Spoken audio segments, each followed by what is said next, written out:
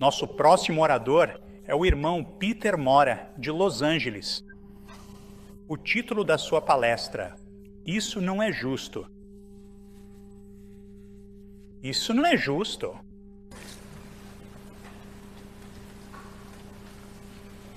Obrigado, irmão Tim. Obrigado, irmão Mark, pela sua oração. E bom dia, irmãos. É um privilégio estar aqui com vocês e com a família Fernetes. Eu, é claro, trago o amor da minha esposa, irmã Charlene, dos meus pais, Boone e Gemora, dos irmãos de Los Angeles e dos trabalhadores do Dom, que estão ajudando a espalhar a mensagem do Evangelho. Isso não é justo. Escolhi esse tema porque essa é a frase que muitas vezes diziam para minha esposa, por alguns dos nossos colegas de trabalho, assim que souberam. Ela foi diagnosticada com câncer na medula óssea há pouco mais de um ano. Agora, embora saibamos que Deus tem tudo em suas mãos, por que alguém usaria a frase, isso não é justo?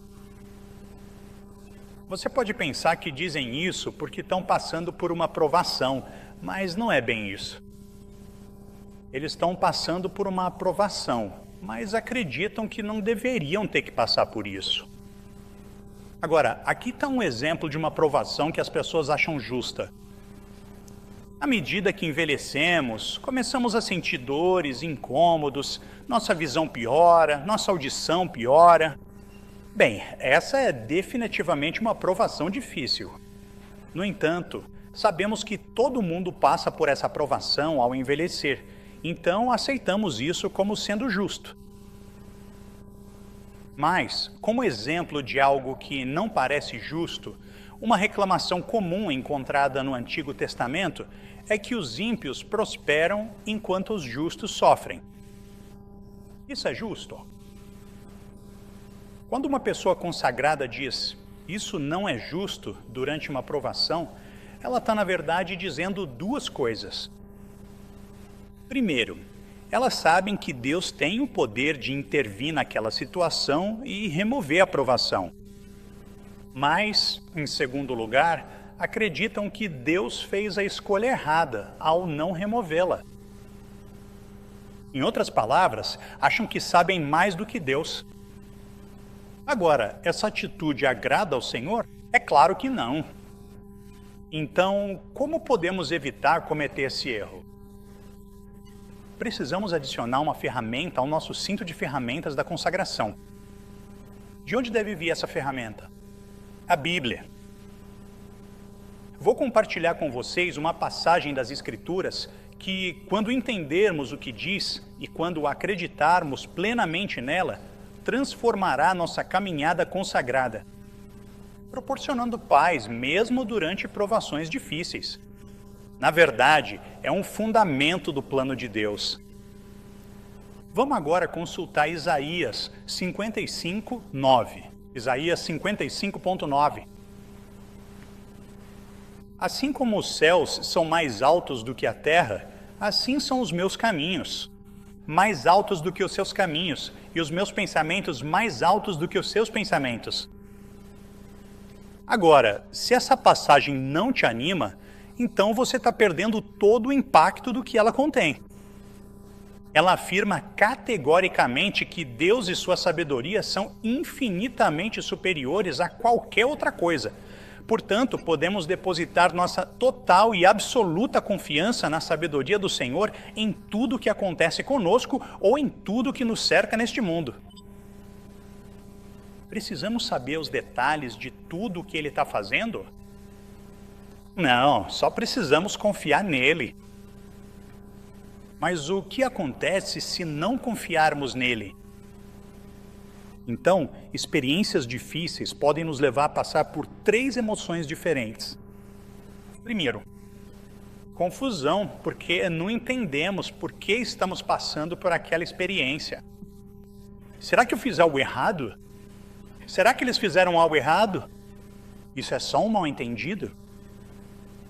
A segunda emoção é frustração.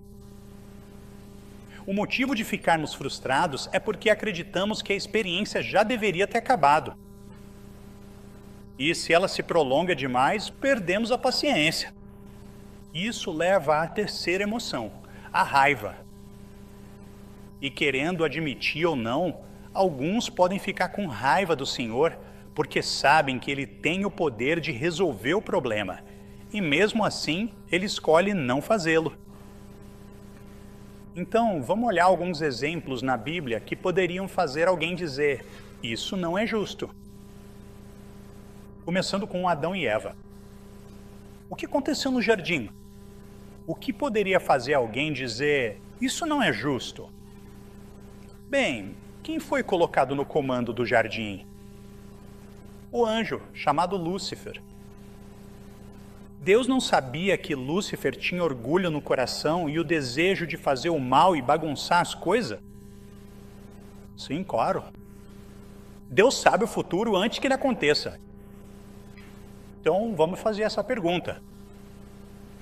Se um adulto tem uma pistola carregada e vai a um parque onde crianças estão brincando e coloca essa pistola em cima de uma mesa de piquenique, quando as crianças se reúnem em volta, o adulto diz: nenhum de vocês toque nessa pistola quando eu sair. Bem, quando o adulto se afasta, o que achamos que vai acontecer? Em algum momento, uma dessas crianças provavelmente vai pegar essa arma e puxar o gatilho. Bem, digamos que isso aconteça e, acidentalmente, atirem na janela de um carro próximo. Quem será responsabilizado? A criança? Bem, ela com certeza tem culpa. No entanto, quem acaba sendo responsabilizado é o adulto. Por quê? Porque ele sabia o que ia acontecer. Então, como isso se relaciona com o jardim? Já que Deus absolutamente sabe o futuro antes que aconteça, Adão e Eva não teriam o direito de dizer que não é justo porque Deus colocou Lúcifer no comando?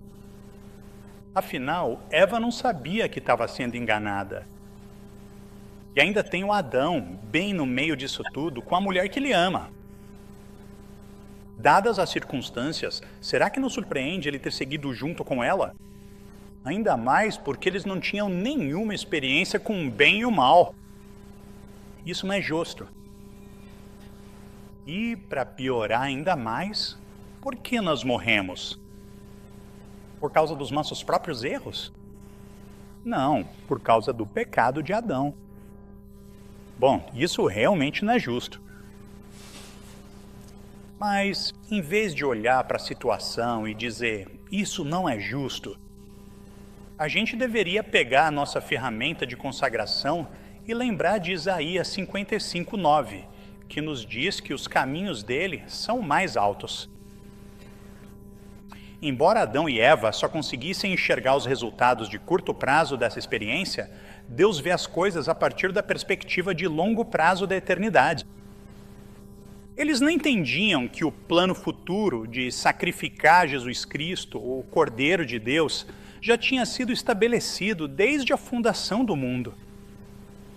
E para mostrar ainda mais o poder e a sabedoria de Deus, ele é capaz de usar até mesmo o mal de Lúcifer para cumprir seu plano, fazer com que toda a sua criação entre em harmonia com ele e uns com os outros. Eis uma história verídica de como um inimigo da verdade foi usado para testemunhar o plano de Deus.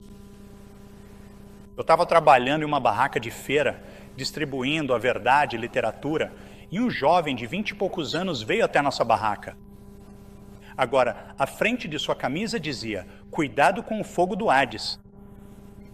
E nas costas da sua camisa estava escrito, a menos que você seja salvo, sofrerá as chamas da eternidade. Uau!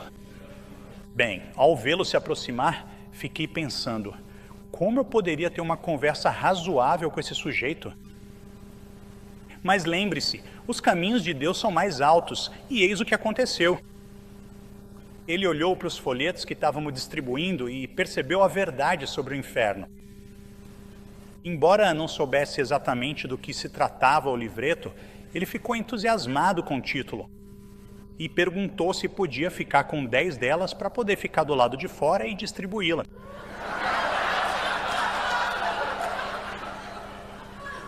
Eu disse, bom, por que você não leva 20? E ele negou. Os caminhos de Deus são mais altos. Voltando ao motivo de morrermos, não é por causa do nosso próprio pecado, mas por causa do pecado de Adão. Como isso mostra a sabedoria de Deus?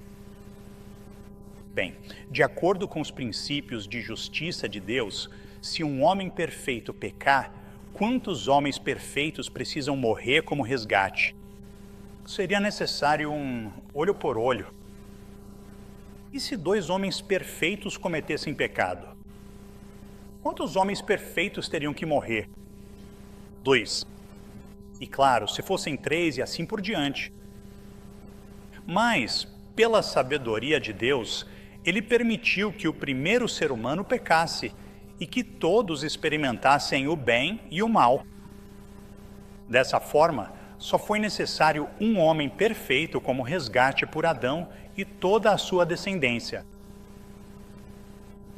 Isso também levaria ao outro propósito de Deus, que é criar uma família divina composta por seu Filho como cabeça e 144 mil ex-pecadores como corpo. E por meio de Cristo e da Igreja, todos serão ressuscitados e trazidos de volta à harmonia com o Pai. E eles viverão para sempre. Agora, esse é um plano brilhante. Certo, então vamos supor que Adão foi escolhido por Deus para essa experiência extremamente difícil. E sim, ele desobedeceu a Deus conscientemente ao comer o fruto. Mas agora, vamos falar sobre alguém que também foi escolhido por Deus para uma experiência extremamente difícil, embora ele estivesse vivendo uma vida justa. O nome dele começa com a letra J. Jesus não, ainda não. Na verdade, essa pessoa viveu muitos anos antes de Jesus. Foi Jó.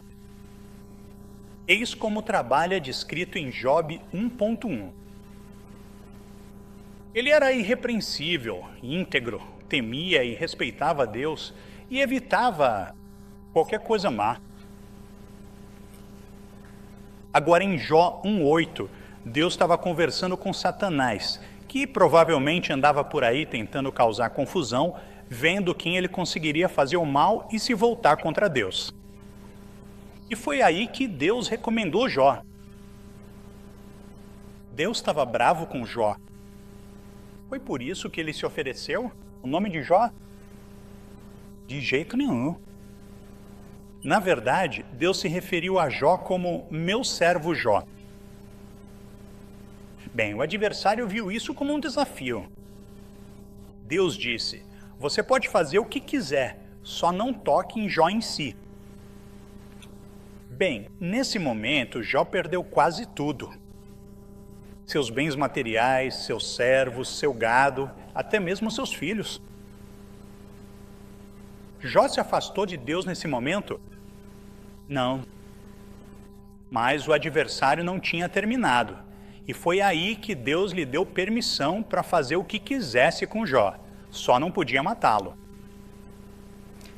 Nesse momento, Jó foi acometido de feridas dolorosas da cabeça aos pés. Ele estava tão coberto de feridas que seus amigos não o reconheceram. Mas durante esse tempo, ele ainda assim não se afastou de Deus.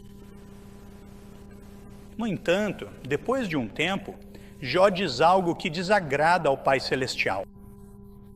E eu vou parafrasear os capítulos 26, 27, 28, 29, 30 e 31 de Jó. Jó diz, isso não é justo. Afinal, Jó era um homem justo. Ele sofreu horrivelmente nas mãos do adversário. Deus permitiu que isso acontecesse. Então, Jó não tem o direito de dizer, isso não é justo? Bem, veja como Deus responde em Jó 38:2, na versão amplificada. Quem é esse que questiona minha autoridade e sabedoria usando palavras sem conhecimento? Em outras palavras, você não faz ideia. Então, parafraseando, Deus diz: antes de eu responder suas perguntas, Jó, quero que você responda as minhas. Onde você estava quando lancei os alicerces da terra? Você pode criar os planetas? E os oceanos? E o universo? Você pode criar as chuvas, as plantações, os animais e manter tudo isso em harmonia? Você deu inteligência à humanidade? Você pode dar instinto aos animais? E claro, isso continua. Então Jó responde a Deus, e eu vou parafrasear. Ele diz: opa! Desculpa, Senhor, eu esqueci do meu lugar. Mas, mais importante ainda, eu esqueci do seu lugar. Bem, nesse ponto, Deus desprezou Jó e o destruiu da face da terra? Claro que não. Deus amava Jó e acabou recompensando Jó grandemente. Agora, provavelmente, Jó passou pelas 3 emoções que mencionamos antes. Primeiro, confusão. Por que isso está acontecendo? Segundo, frustração. Isso já não deveria ter acabado. E, em terceiro, raiva. Eu não mereço isso. Jó tinha a vantagem de acreditar no poder de Deus, mas não entendia que os caminhos de Deus são mais altos. Quando compreendermos e acreditarmos plenamente que os caminhos de Deus são mais altos, isso eliminará a confusão, a frustração e a raiva. Em vez disso, esses sentimentos são substituídos pela paz, sabendo que a vontade dele está sendo feita. Agora tenho boas e más notícias.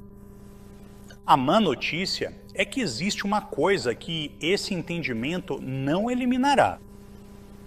Boa. Contudo, podemos ter paz durante nossas experiências físicas e mentais dolorosas, sabendo que a vontade de Deus está sendo feita, e que está sendo feita com a mais alta sabedoria e o mais alto amor. E o resultado final é que estaremos em harmonia com Ele e uns com os outros. Agora, podemos pensar em mais alguém que, assim como Adão e Jó, também foi escolhido por Deus para passar por experiências difíceis e dolorosas? Ele compreendia perfeitamente que os caminhos de Deus são mais altos. E mesmo tendo sofrido dores físicas e mentais, ele manteve a confiança e a paz durante suas experiências. Jesus teve alguma experiência que pudesse levar alguém a dizer: isso não é justo? Alguns podem dizer que todas as suas experiências foram injustas. Em primeiro lugar, o Filho de Deus não nasceu em um palácio luxuoso, mas sim em um estábulo. Isso não é justo.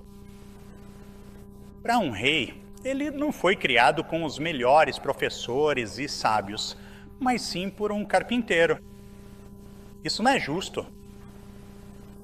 Quando se tornou adulto e leu o livro de Isaías anunciando que ele era o Messias prometido, em vez de recebê-lo de braços abertos e com louvor, quiseram matá-lo ali mesmo. Isso não é justo. Sempre que ele fazia um milagre, sempre havia aqueles que o criticavam e procuravam maneiras de desacreditá-lo. Isso não é justo. Mas o pior de tudo foi que, depois de fazer tanto bem para tantas pessoas, ele foi morto da forma mais vergonhosa e dolorosa possível. Bem, isso realmente não é justo. Irmãos, sempre que formos tentados a dizer isso não é justo, precisamos imediatamente substituir esse pensamento por os caminhos dele são mais altos. Isso não é justo. Os caminhos dele são mais altos. Afinal, será que Jesus alguma vez achou que suas experiências eram injustas? Não. Ele sabia que tudo em sua vida e na vida de seus discípulos estava absolutamente sob o controle de seu Pai Celestial e que tudo era feito com a maior alta sabedoria e o mais profundo amor. Na verdade, Jesus disse que foi exatamente para esse propósito que ele veio ao mundo, para morrer como resgate, para que toda a humanidade pudesse ser trazida de volta do túmulo e, eventualmente, entrar em perfeita harmonia com seu Pai. Sua vida também serviu a outro propósito: dar o exemplo àqueles que seriam chamados a seguir seus passos e se tornarem parte da família divina de 144 mil pessoas. Mas quem tem o privilégio de ser chamado para fazer parte desta família?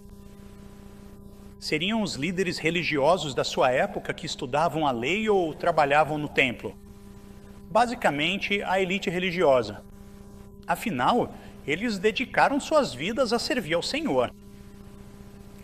Não, como grupo, eles não foram selecionados para o chamado superior. Isso é justo? Dizem que Deus escolhe essas pessoas. Obrigado, que tem um bom coração, alguém com quem ele acha que pode trabalhar. No entanto, isso não é necessariamente verdade. Afinal, o que traz mais glória ao nosso Pai Celestial? Escolher a opção óbvia, de acordo com a nossa sabedoria e nosso senso de justiça, ou escolher alguém que precisa de muita transformação? Às vezes, o Pai escolhe alguém só para mostrar a todos que é Ele quem está no comando. Quando Deus escolheu o patriarca da nação de Israel, Ele escolheu entre 2 irmãos gêmeos que ainda nem tinham nascido. Bem, pela sabedoria e justiça humanas, Ele escolheria o mais velho dos 2. Mas foi isso que Deus fez? Não. Ele escolheu o mais novo. Foi porque o mais novo tinha um coração bondoso? Ou porque o mais velho tinha feito coisas más? Não. Não tinha nada a ver com o que eles tinham feito ou deixado de fazer. Não tinha nada a ver com a personalidade deles. Romanos 9:11 nos diz: mesmo antes dos gêmeos nascerem e antes de terem feito qualquer coisa boa ou má, para que o propósito de Deus, segundo a sua escolha, prevalecesse, não por causa das obras deles, mas por causa daquele que chama. Rebeca foi avisada de que o filho mais velho serviria ao mais novo. Você acha que, naquela época, eles achavam isso injusto? Com certeza. Você acha que, na época do apóstolo Paulo, eles ainda achavam isso injusto? Sim. Paulo, então, diz em Romanos 9, versículos 14, 15 e 16. O que diremos, então? Deus é injusto? De jeito nenhum. Pois ele diz a Moisés: terei misericórdia de quem eu quiser ter misericórdia, e terei compaixão de quem eu quiser ter compaixão. Isso não depende do desejo humano ou das obras deles, mas da misericórdia de Deus. Bem, se Deus pode escolher alguém para o propósito de fazer coisas boas, Ele pode escolher alguém para o propósito de fazer coisas ruins? Com certeza. É por isso que Ele escolheu o Faraó e endureceu o coração dele. Vamos provar isso com as Escrituras. Romanos 9, 17 e 18. Pois a Escritura diz a Faraó: eu te levantei exatamente para este propósito, para que eu pudesse demonstrar o meu poder em ti e para que o meu nome fosse proclamado em toda a terra. Portanto, Deus tem misericórdia de quem Ele quer ter misericórdia e endurece o coração de quem Ele quer endurecer.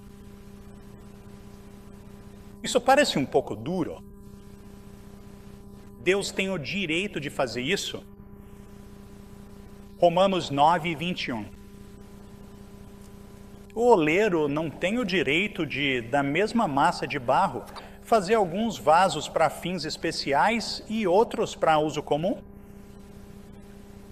Sim, Deus tem o direito de fazer o que Ele quiser, mas diferente de nós, suas escolhas sempre vêm da mais alta sabedoria e do mais profundo amor por toda a sua criação. Então, Ele escolhe quem ele quer escolher.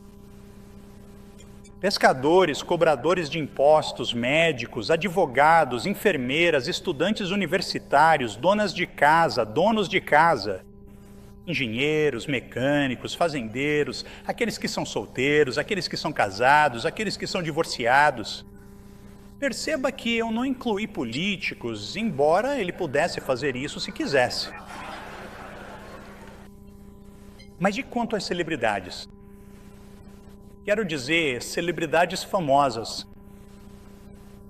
Se você conhece as redes sociais, sabe que algumas celebridades têm, obrigado, mais de 1 milhão de pessoas que o seguem em programas como o Twitter. Tudo que a celebridade faz é digitar 1 ou 2 frases no celular, apertar enviar, e mais de 1 milhão de pessoas recebem essa mensagem instantaneamente em seus celulares.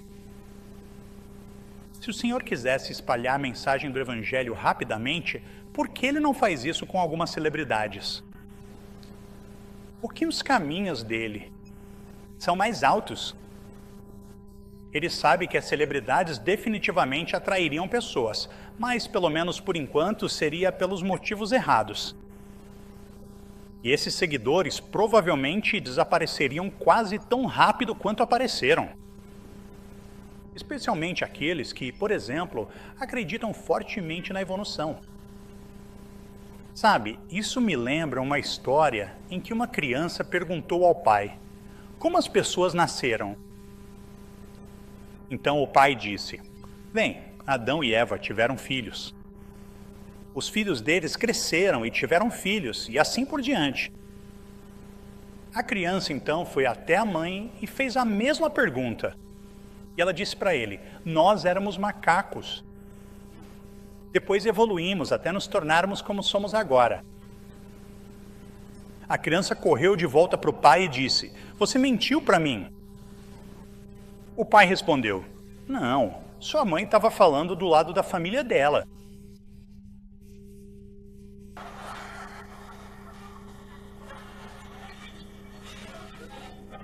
Deus escolhe quem Ele quer escolher.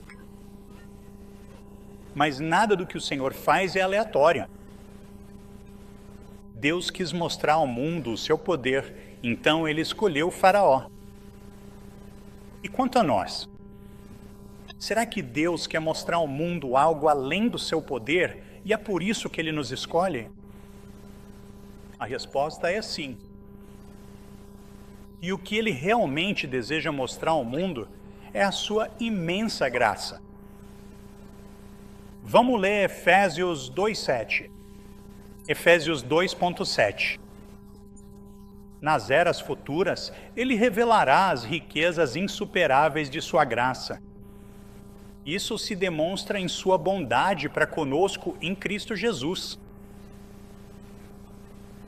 Sabe, passar por experiências difíceis, às vezes dolorosas, é como aprender a dirigir um carro. Você pode ler o manual, até assistir a um vídeo, mas até sentar no banco do motorista por muitas horas, você não aprendeu. Você aprendeu a dirigir um carro. Mas por que Deus faz as coisas desse jeito? Por que colocar seu filho, a igreja e o mundo inteiro para passar por todas essas experiências dolorosas? Porque os caminhos dele são mais altos. Como o Senhor faz para nos aproximar dele e nos manter perto dele? É através de experiências dolorosas. A gente pode pensar que, uma vez que estivermos realmente próximos dele, ele não vai nos dar mais experiências dolorosas. No entanto, sabemos por João 15:2 que a recompensa por dar frutos de justiça é sermos podados. Por quê? Para que possamos dar ainda mais frutos. Isso é justo? Os caminhos dele são mais altos.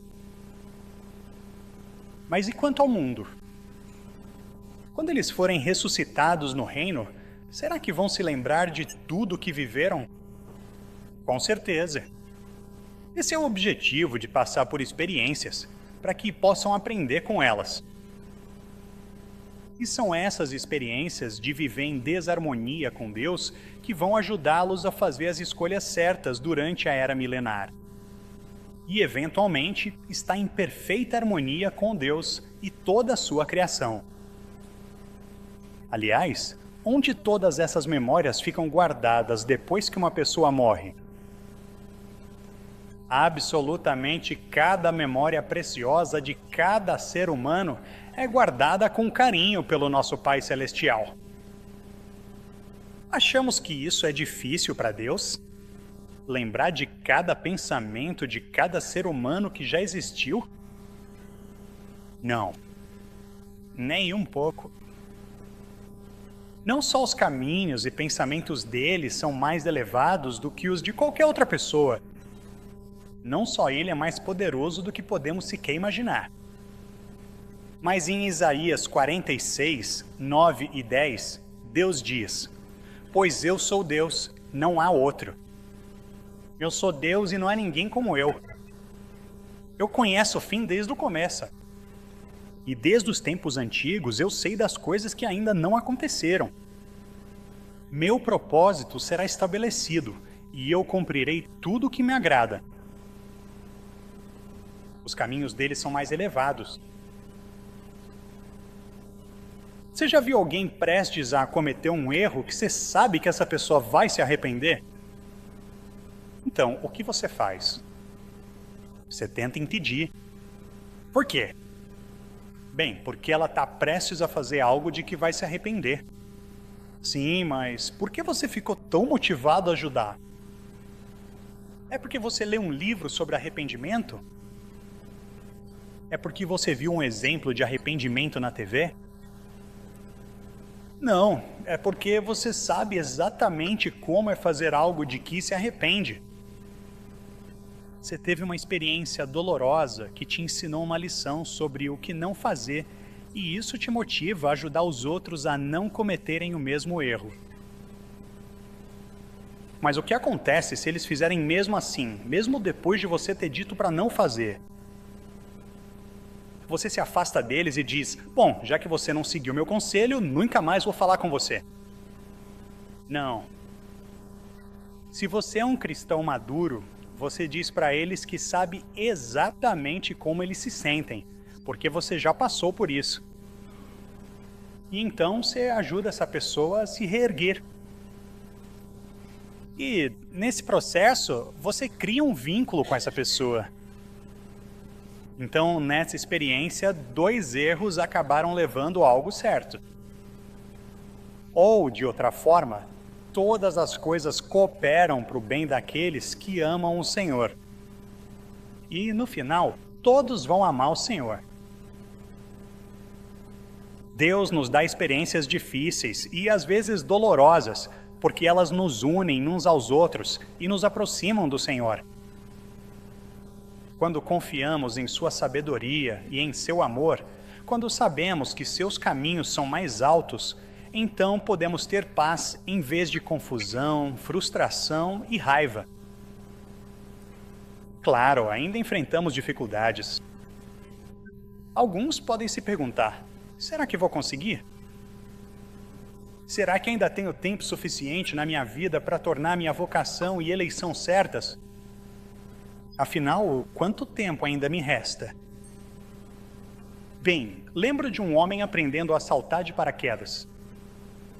Ele perguntou ao instrutor: "Se meu paraquedas não abrir e o reserva também não, quanto tempo eu tenho até atingir o chão?"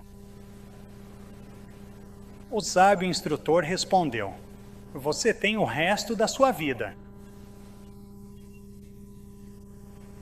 Irmãos, vamos viver o resto de nossas vidas sabendo que, toda vez que formos tentados a dizer "isso não é justo", devemos imediatamente dizer: "os caminhos dele são mais altos."